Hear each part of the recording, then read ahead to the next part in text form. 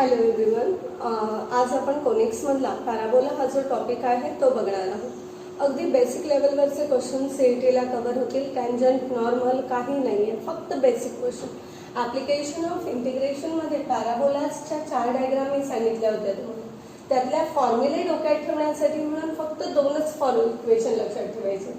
एक अशा प्रकारचा पॅराबोला आहे, एक अशा निगेटिव्ह साईड घेणारच नाही आहोत आपण. निगेटिव्ह साईनमध्ये बदल काय करायचा आहे, फक्त जिथे ए असेल तिथे मायनस ए करणार आहोत, तेवढाच एक बदल असणार आहे. जिथे बी आहे तिथे मायनस बी असणार आहे. सो y² = 4ax म्हणजे हा पॅराबोला झाला. X axis positive x axis म्हणजे याचा ॲक्सिस असतं. x² = 4by म्हणजे positive y axis is the axis. ह्या दोन्हीपैकी कुठलाही पॅराबोला घेतला तर वर्टेक्स काय येतो 0 0. वर्टेक्स म्हणजे हा पॉईंट जिथे कर्वचं नेचर जे आहे ते चेंज होतं, म्हणजे critical point, increasing to decreasing असं.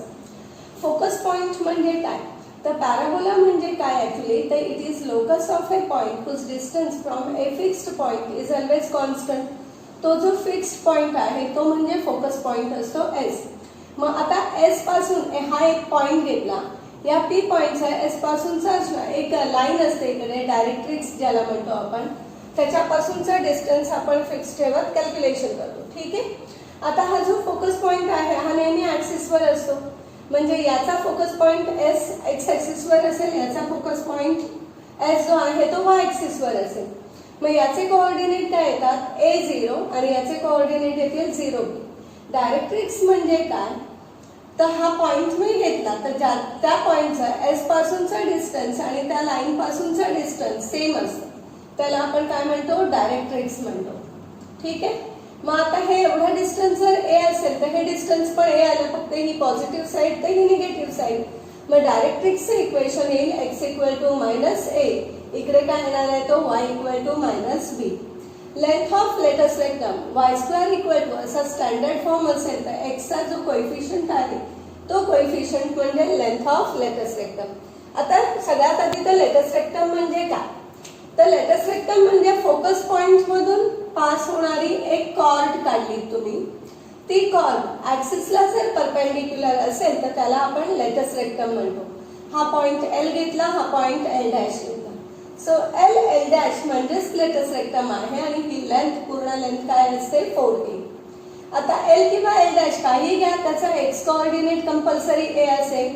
ही टोटल लेंथ 4a म्हणजे हाफ लेंथ झाली 2a, म्हणजे हे झालं 2a, निगेटिव्ह साईडला आलं की -2a. अशा प्रकारे end point of latus rectum लिहितो, सेम वाय साईडला असणार आहे. इथून आपण एक परपेंडिक्युलर ड्रॉ करतो, हा झाला एल, हा येणार आहे एल डॅश. ही पॉझिटिव्ह साईड आहे, बरोबर आहे. मग आता हे एवढं डिस्टन्स झालं 2a, बरोबर आहे ना, हे मी म्हणते 2b येईल. हे एवढं डिस्टन्स काय येणार आहे 2b येणार आहे, म्हणून मग लिहिता आहे 2b आणि -2b b असणार आहे. फोकल डिस्टन्स म्हणजे काय, सपोज मी पॅराबोलावरचा एखादा पॉइंट घेतला P. या P पॉइंटचं फोकस पासूनचं जे डिस्टन्स आहे म्हणजे SP हे जे डिस्टन्स आहे, या SP डिस्टन्सला आपण फोकल डिस्टन्स म्हणतो. मग हा फोकल डिस्टन्स आपण कसा काढतो, तर मी तुम्हाला आधीच सांगितलंय की डायरेक्ट्रिक्स पासूनचं डिस्टन्स म्हणजे डायरेक्ट्रिक्सचं जे इक्वेशन असतं ना x = -a वगैरे, तसं इथे पॉझिटिव्ह असेल तर पॉझिटिव्ह लिहायचं, निगेटिव्ह असेल तर निगेटिव्ह. मग फोकल डिस्टन्स याच्यासाठी काय आला x + a. जर मी y² = -4ay घेतला, 4ax घेतला असतं तर x - a अशा प्रकारे येणार. लास्टला पॅरामेट्रिक इक्वेशन x = 80² y = 280. जर इथे निगेटिव्ह असेल ना तर जी t² वाली टर्म आहे ती निगेटिव्ह होते, ही नाही. आले लक्षात, ही पॉझिटिव्हच राहणार आहे. फक्त t² वाली म्हणजे x ची जी टर्म आहे ती निगेटिव्ह आहे. कारण का, जेव्हा आपण इकडे घेऊ निगेटिव्ह त्यावेळेला पॅराबोला जो आहे तो अशा प्रकारे होईल, म्हणजे y पॉझिटिव्हच राहणार आहे, फक्त x निगेटिव्ह होतो. म्हणून मग या स्क्वेअर वाली जी टर्म आहे ना याला फक्त निगेटिव्ह येणार आहात. इकडे जेव्हा मी मायनस घेईन तेव्हा ही टर्म निगेटिव्ह येईल. हे एक्स आणि वाय म्हणजे काय असतात, तर पॅराबोलावरच्या पॉईंटचे कोऑर्डिनेट, म्हणून मग कोऑर्डिनेट्स ऑफ पॉईंट पण त्या फॉर्म मध्ये लिहिले. ठीक आहे. या व्यतिरिक्त आता इथे वर्टेक्स काय घेतला होता मी, 0 0 घेतला होता. त्याच्याऐवजी वर्टेक्स जर h आणि k असं आपण वर्टेक्स घेतला तर इक्वेशन काय येईल बघा. हे वाला इक्वेशन आपल्याला लिहायचं झालं ज्या वेळेला वर्टेक्स एच के असेल, बरोबर आहे, इथे लिहिते मी ती special case, vertex h k घेतला तर हे वाला इक्वेशन काय झालं, y minus k whole square 4a x minus h, बरोबर आहे. त्याच्याप्रमाणे आपण रिलेव्हंट चेंजेस करू जिथे जिथे लागतील तिथे. फॉर्म्युलांचा टेबल तुमच्या पुस्तकामध्ये 4चा दिलाय, गरज नाहीये, फक्त एवढंच लर्न करायचंय. त्यानंतर इकडे येणार आहे x minus h whole square 4b वायच्या ऐवजी वाय मायनस के झालं, बरोबर. हे झालं वर्टेक्ससाठी. आता अगदी बेसिक बेसिक क्वेश्चन्स आहेत ना, तेवढे कव्हर करूया आपण.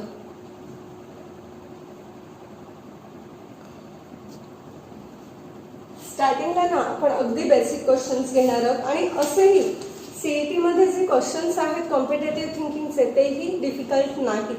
म्हणजे सर्कल्स आणि कोनिक्स हा टॉपिक जरी तुमचा रेग्युलरमध्ये झालेला नसेल ना 11th मध्ये, तरी टेन्शन घेण्याचं कारण नाही आहे. क्वेश्चन्स खूप इझी आहेत, अगदी आरामात तुम्ही अटेम्प्ट करू शकता. ठीक आहे. सगळ्यात आधी ना मी क्लासिकल थिंकिंगमध्ये मला जे बेसिक क्वेश्चन्स मिळाले, कारण तिथे लिंक सापडती आहे, तर क्लासिकल थिंकिंगचे बेसिक क्वेश्चन्स आपण घेणार आहोत. क्लासिकल थिंकिंग मधले क्वेश्चन सगळ्यात सुरुवातीला.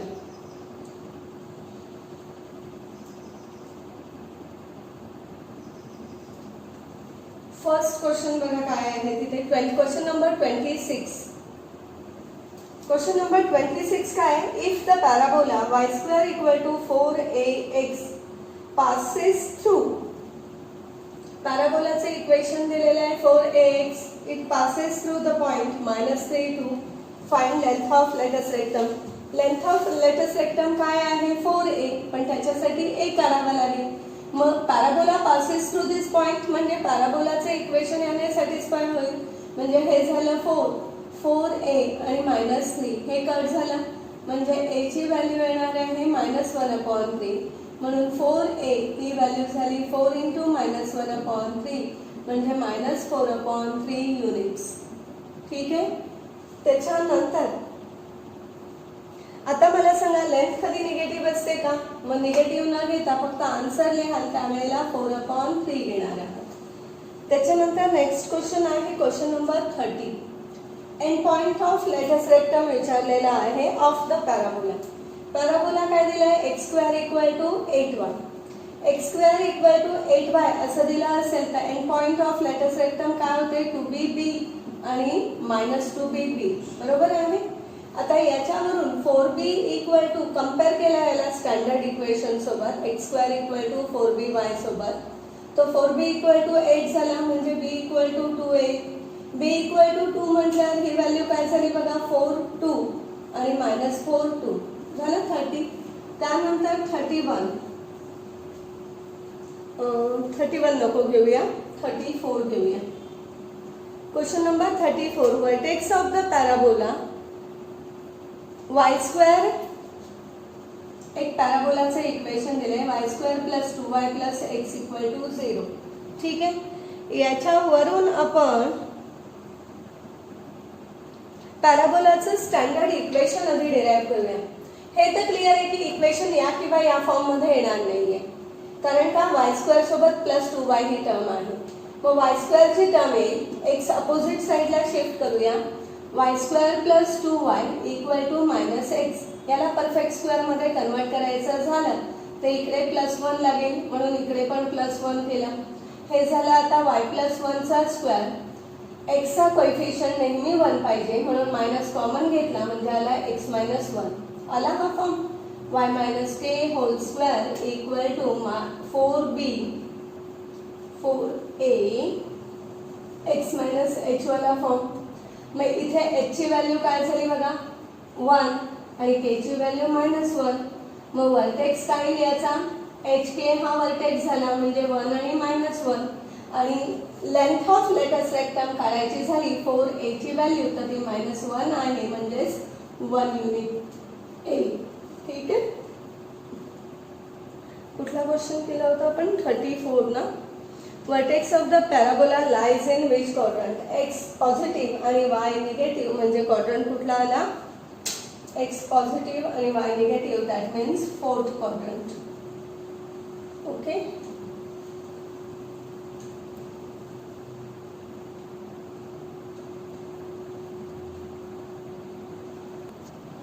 नेक्स्ट क्वेश्चन बघा, क्वेश्चन नंबर 36 क्लासिकल थिंकिंग मधला. The focus of the parabola y² equal to 4y minus 4x. वायची टर्म इकडे घेतली, y² minus 4y equal to minus 4x, म्हणजे y मायनस 4y इथे काय 1/2 इंटू मायनस 4 त्याचा स्क्वेअर, म्हणजे इथे झाला +4, म्हणून इकडे पण आपण +4 केला. सो दिस बिकम y मायनस 2 स्क्वेअर, -4 कॉमन घेतला, x मायनस 1. त्याच्यानंतर याला कॅपिटल Y ने replace, shift of origin type केला, झालं बरोबर. म्हणजे हा पॅराबोला काय झाला, y² इक्वल टू -4x. मग याच्यासाठी मला फोकस पॉइंट लिहायचा झाला तर काय येणार आहे, -a0 बरोबर आहे. हा कोणासाठी झाला, या पॅराबोलासाठी. पण जेव्हा मी हा पॅराबोला जो आहे -a0 हे लिहिते त्यावेळेला त्याचा वर्टेक्स जो आहे 4a equal to 4 means a equal to झाला -1, a0च घेऊया सर. म्हणजे फोकस पॉइंट काय झाला -1 0. पण हे केव्हा, जेव्हा वर्टेक्स 0 0 ला असेल त्यावेळेला. आता वर्टेक्स कुठे आहे, हा फोकस पॉइंट x ऍक्सिस वर आहे आणि आता वर्टेक्स कुठे आहे हे सांगा, 1 2 ला आहे. म्हणजे जेव्हा 0 असेल तेव्हा -1, म्हणजे त्याच्यात अजून +1 ना इकडे आहे. हा 0 0 होता, त्याच्याऐवजी वर्टेक्स आता 1 ला आहे, म्हणजे एवढ्याने फोकस पॉइंट पुढे जाणार आहे. म्हणून फोकस पॉइंट जो आहे 1 - 1 म्हणजे काय झाला, इथे 0 आहे, बरोबर आहे. आता y कोऑर्डिनेट बघा, 2 ने पुढे जाईल, म्हणजे 2 + 0 म्हणजे काय येणार आहे 2. सो फोकस पॉइंट येईल 0 2. कळलंय मी काय म्हणतीये ते. आपला जे हे आन्सर आहे, हे आन्सर कुणासाठी आहे, y² इक्वल टू 4x साठी किंवा y² इक्वल टू -4x साठी, बरोबर आहे. त्याच्यावरून तुम्ही हा x कोऑर्डिनेट आणि y कोऑर्डिनेट लिहिला. आता आपला ओरिजिन जो आहे तो मुळात इथे नाहीये ना, ओरिजिन कुठे शिफ्ट झालेला आहे बघा, 1 आणि 2 ला, म्हणजे इथे शिफ्ट झालाय. मग आधीचा फोकस पॉइंट इथे असेल तर आता फोकस पॉइंट पण शिफ्ट होईल, केवढा नाही, एवढा डिस्टन्स नाही. म्हणून x कोऑर्डिनेट करता याच्यामध्ये हा ऍड केला, y कोऑर्डिनेट करता याच्यामध्ये ऍड केलेला आहे. म्हणजे फोकस पॉइंटचा x कोऑर्डिनेट झाला 1 - 1 0 आणि 2 + 0 2.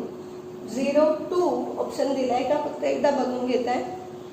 0 2 that is given in option A. ठीक आहे. त्याच्यानंतर डायग्राम जरा डोक्यात घेऊन सगळं कॅल्क्युलेशन करायचं आहे. ए ची व्हॅल्यू निगेटिव्ह येऊ दे, काहीच प्रॉब्लेम नाही. याच्या ऐवजी आता वर्टेक्स शिफ्ट केलाय म्हटल्यावर फोकस पॉइंट शिफ्ट झाला. नेक्स्ट क्वेश्चन नंबर 38 बघताय. क्वेश्चन नंबर 38 मध्ये काय दिलंय, axis of the parabola is, पॅराबोलाचा ऍक्सिस विचारलाय. x² - 4x मी शिफ्ट करूनच लिहिते, 3y - 10. x² याला परफेक्ट स्क्वेअर मध्ये कन्वर्ट करायचा झाला, इकडे 4 3y - 10 + 4 म्हणजे हा झाला x - 2 चा स्क्वेअर, 3y - 6 आला. y चा कोएफिशियंट 1 करायचा आहे म्हणून 3 कॉमन घेतला, y - 2 हा झाला x - 2 चा स्क्वेअर. आता वर्टेक्स कुठे आला, 2 2 ला आला, बरोबर आहे. ज्या वेळेला आपलं equation x² equal to 4a 4by असतं त्यावेळेला ऍक्सिस काय लिहितो आपण, y ऍक्सिस लिहितो, बरोबर आहे. y ऍक्सिस जेव्हा घेतो तेव्हा ओरिजिन आहे 0 0, बरोबर आहे. मग y ऍक्सिसचं इक्वेशन लिहिताना आपण x इक्वल टू 0 घेणार आहोत. त्याच्या ऐवजी आता x कोऑर्डिनेट कितीने पुढे झाला, 2 ने, बरोबर आहे. म्हणजे याचे इक्वेशन लिहिता वेळा आपल्याला x कोऑर्डिनेटला 2 ने इन्क्रीज करायचं आहे, बरोबर आहे. x + 2 equal to 0. y ऍक्सिसचे इक्वेशन x इक्वल टू 0 होता, पण आता आपण ओरिजिनच शिफ्ट केलेलं आहे, बरोबर आहे. मग x कोऑर्डिनेट कितीने पुढे जाईल, 0 च्या ऐवजी x इक्वल टू 0 च्या ऐवजी x + 2 इक्वल टू 0 येणार आहे. एक मिनिट हा, फक्त याचा आन्सर मला बघू दे. 38 जरा मायनसची शंका डोक्यात राहते आहे, मॅक्सिमम तर नसणार आहे, but still classical thinking 38 yes, थोडं राहतच होतं माझ्या डोक्यात ना. आपण इक्वेशन लिहिता असं लिहितो ना, x इज इक्वल टू 2 म्हणजे ते x - 2 इक्वल टू 0.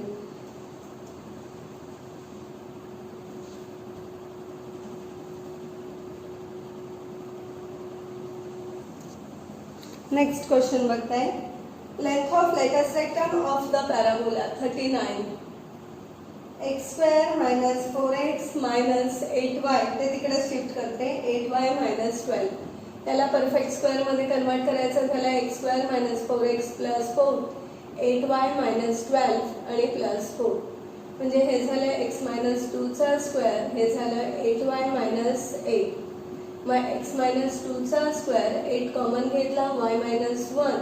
वर्टेक्स कुठे आला सांगायचा. वर्टेक्स येईल 2, 1 आणि लेंथ ऑफ लेटेस्ट रेक्टम म्हणजे 4a म्हणा किंवा 4b म्हणा. इथे 4b असेल, दॅट इज 8 युनिट्स. या लेंथशी काही वर्टेक्सचा संबंध येत नाही. ठीक आहे. हे सगळे क्लासिकल थिंकिंगचे क्वेश्चन्स होते. आता यातले कॉम्पिटेटिव्ह थिंकिंगचे क्वेश्चन्स बघणार आहोत आपण.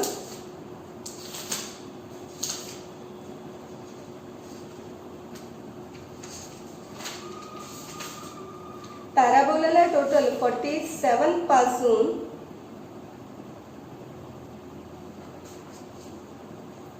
48 पासून 83 पर्यंतचे क्वेश्चन्स करायचे आहेत आपल्याला.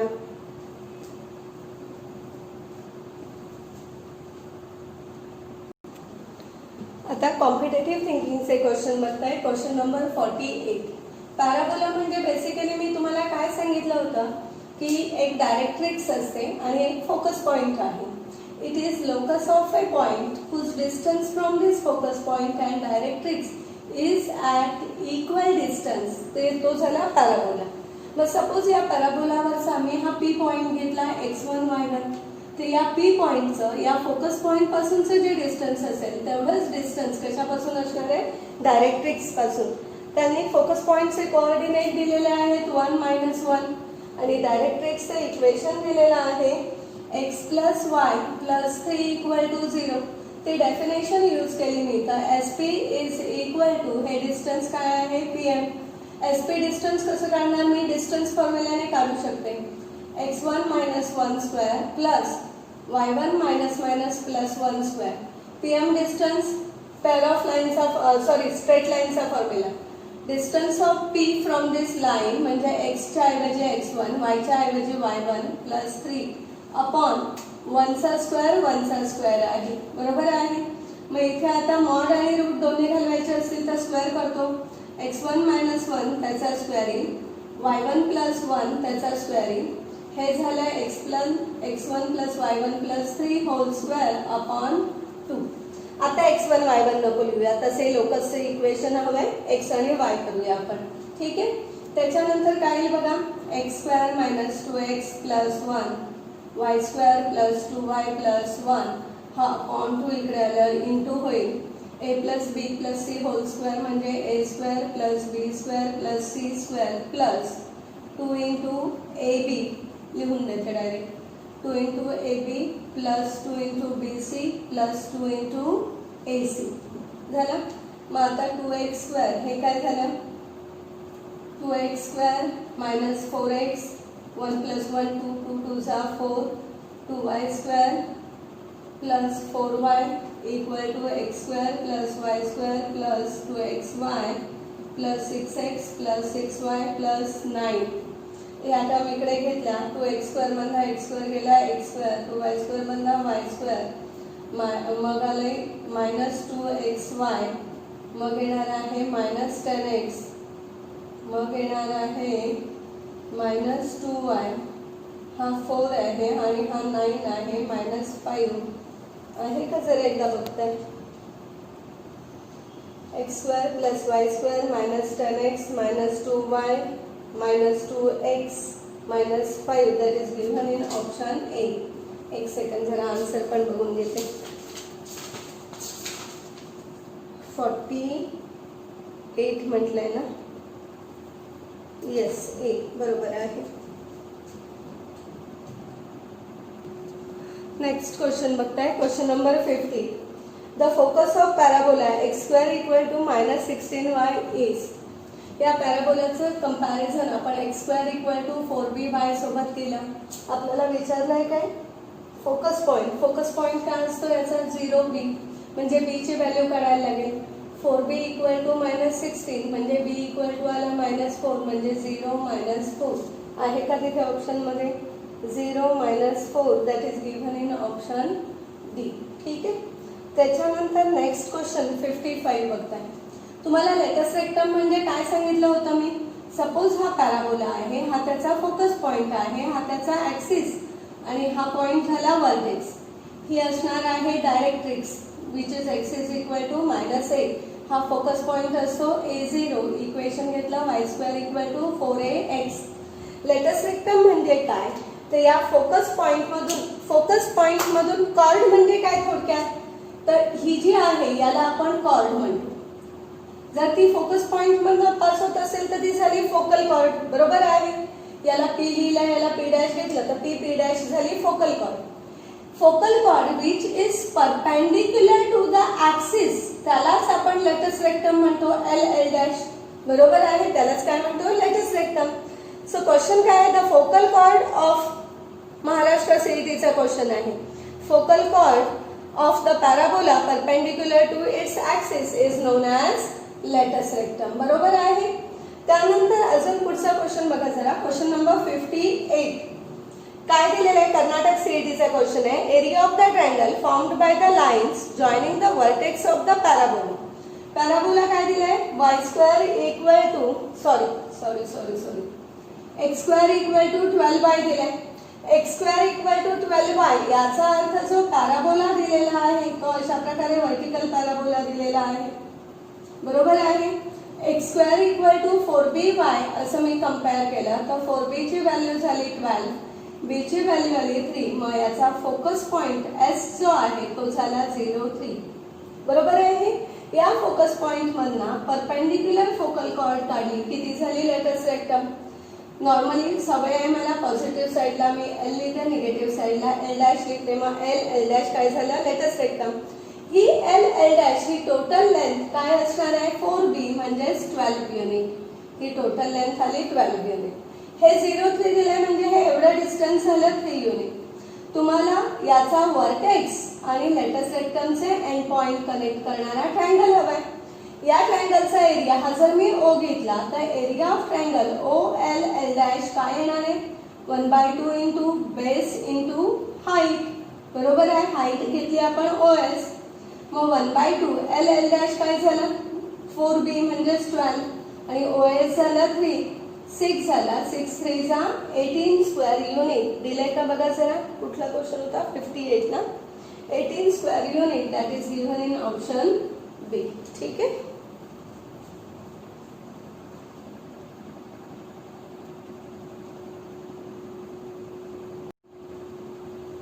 नेक्स्ट क्वेश्चन बघताय. Question number 61.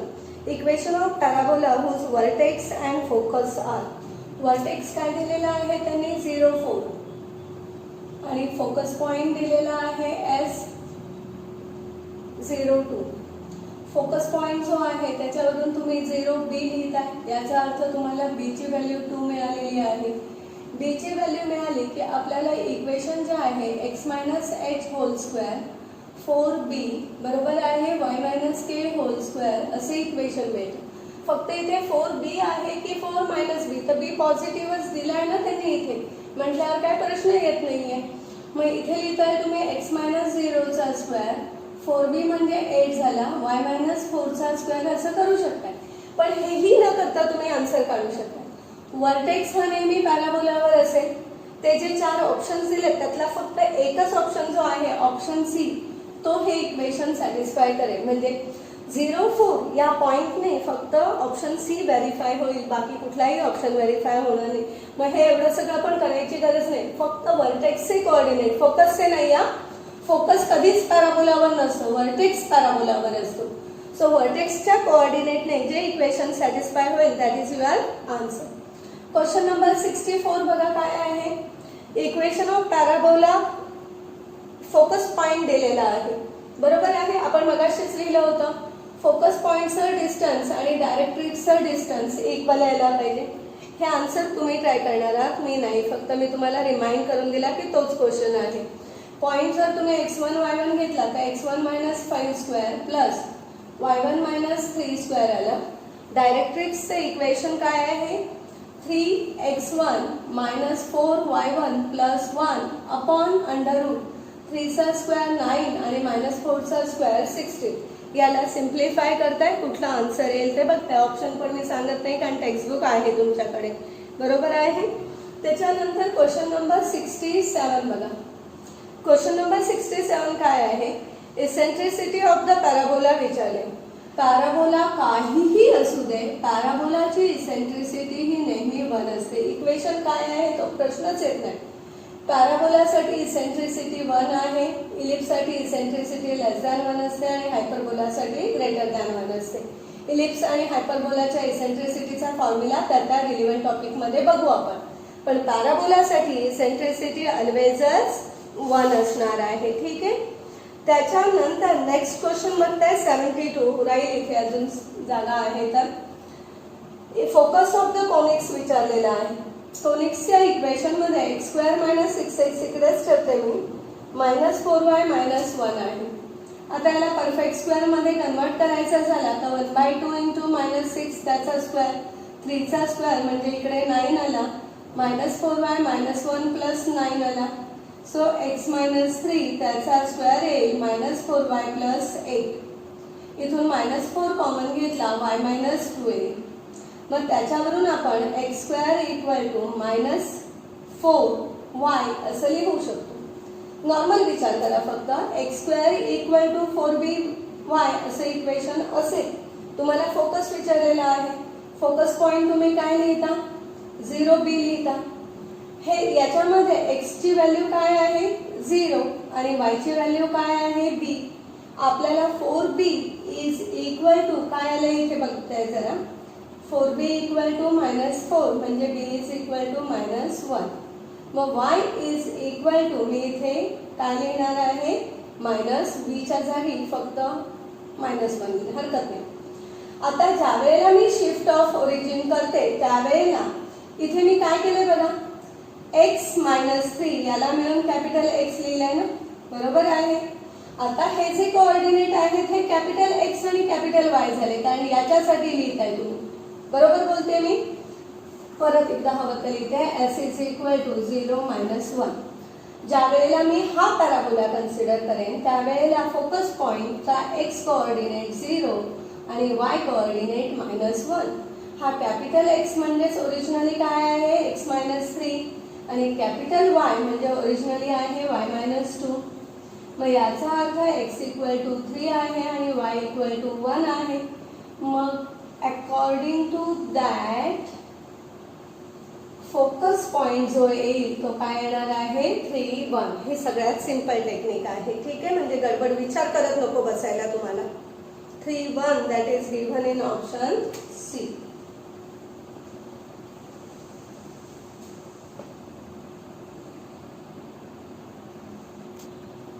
नेक्स्ट क्वेश्चन बघा. Question number 77 for the parabola.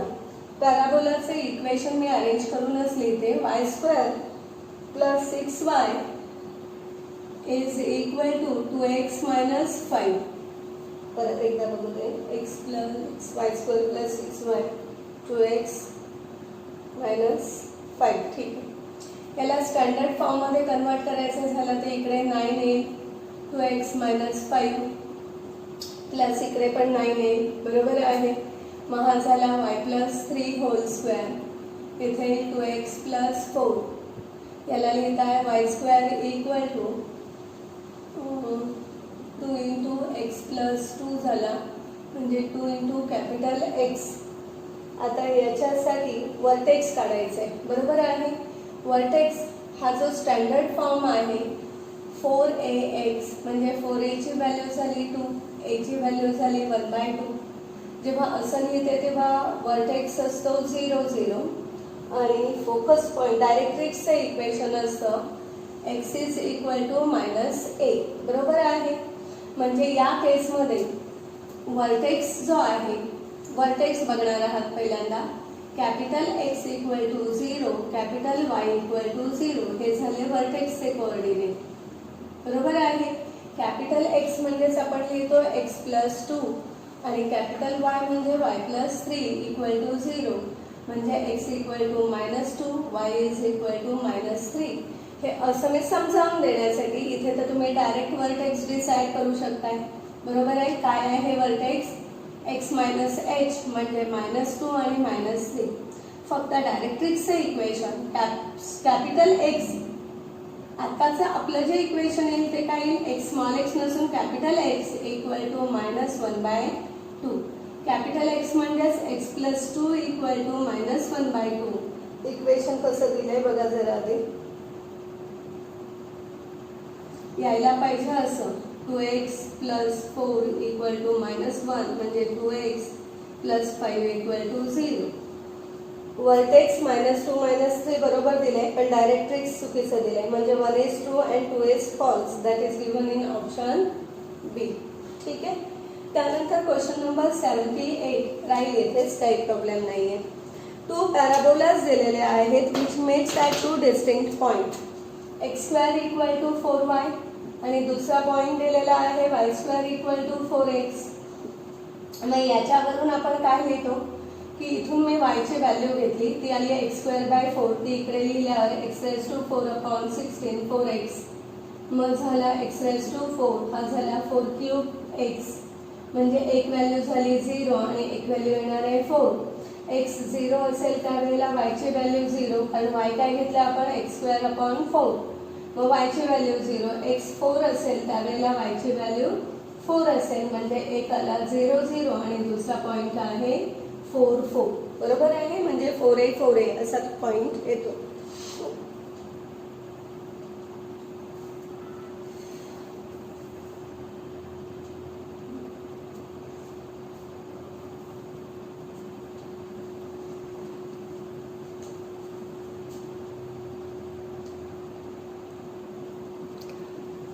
त्यानंतर लास्ट क्वेश्चन बघणार आहोत. Question number 83. काय दिलेलं आहे बघा जरा. a इक्वल टू, एक मिनिट, 83 ना. a is not equal to 0 दिले. एक लाईन दिली आहे 2bx + 3cy 2bx + 3cy + d equal to 0 4d equal to 0 passes through the point of intersection of the two parabola. Parabola दिले तो y² equal to 4ax आणि x² equal to 4ay. मी तुम्हाला काय सांगितलं, अशा दोन पॅराबोलासाठी हा पॉइंट जेव्हा कॉमन असतो ना हा नंबर, त्यावेळेला इंटरसेक्शन एक ओरिजिन असतो आणि दुसरा 4a 4a असतो. ठीक आहे. मग आता या केसमध्ये पॉइंट ऑफ इंटरसेक्शन मी 0 0 घेतला, तो या लाईनवर आहे. लाईनचे इक्वेशन सॅटिस्फाय करेल म्हणजे 0 + 0 + 4d इक्वल टू 0. त्याच्यावरून d इक्वल टू 0 मिळेल आपल्याला. त्यानंतर ह्याच्यासाठी घेतलं तर काय येईल बघा. 8ab + 4 3 12ac. d 0 घेतलाय आपण. 4a कॉमन घेतला इथून, तर राहिला काय इथे 2b + 6c. 4 कॉमन घेतला ना आपण, 2 आणि 3 सॉरी. मग a is not equal to 0 म्हटलंय. मग a 0 नाही आणि या दोन नंबरचा प्रोडक्ट 0 आहे. याचा अर्थ obviously 2b + 3c equal to 0, कारण a नॉट इक्वल टू 0 दिले. आता दिलेले ऑप्शन बघितले तर स्क्वेअरच्या फॉर्ममध्ये याचा स्क्वेअर केला, याचा स्क्वेअर केला आणि दोन्ही इक्वेशन ॲड केली. तर 0 + 0 म्हणजेच काय झाला 0. बघा कुठला ऑप्शन आहे. d² 2b + 3c. 2b + 3c चा स्क्वेअर म्हणजे ऑप्शन बी आहे. ठीक आहे.